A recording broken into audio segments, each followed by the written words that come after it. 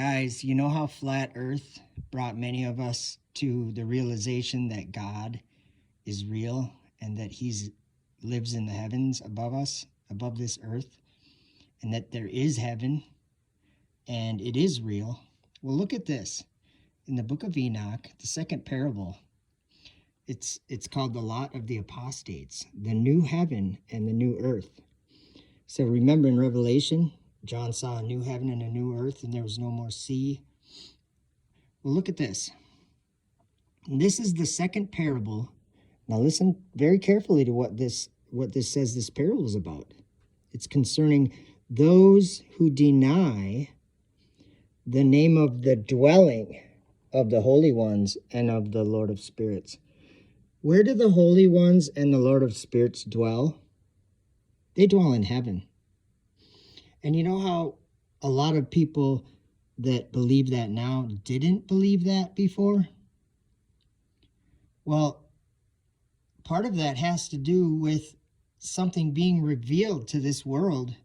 And people have a choice whether they can acknowledge it and look into it and understand it and believe it, or they can deny heaven. That's what this is concerning, this second parable. Those who deny the name of the dwelling of the holy ones. So what is the name of the dwelling where God and the angels are?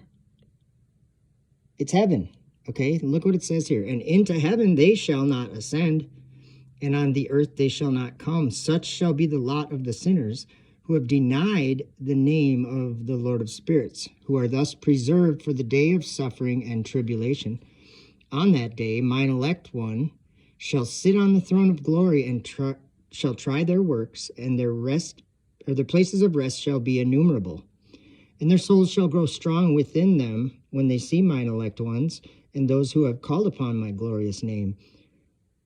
Okay, look at this. This is important. You guys got to picture this subject of flat earth, biblical cosmology coming into our understanding and being made to see this.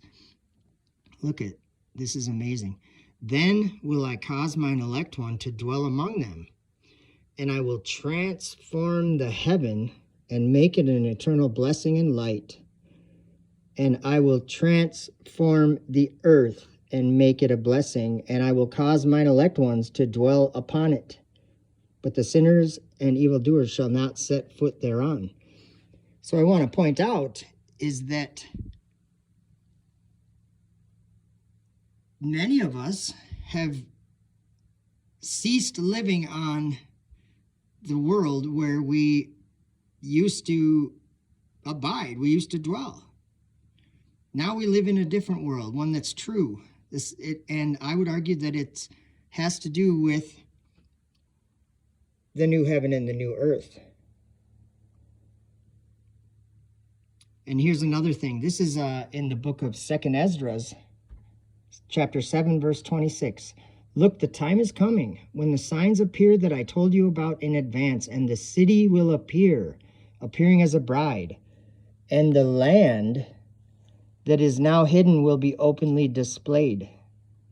You know, it says many times in the Bible, like in the book of Ezekiel, God says he'll put a new spirit in them, and they will live like the valley of dry bones. And there was all these dead, dry bones. And Ezekiel prophesied to them to live, and they became an army.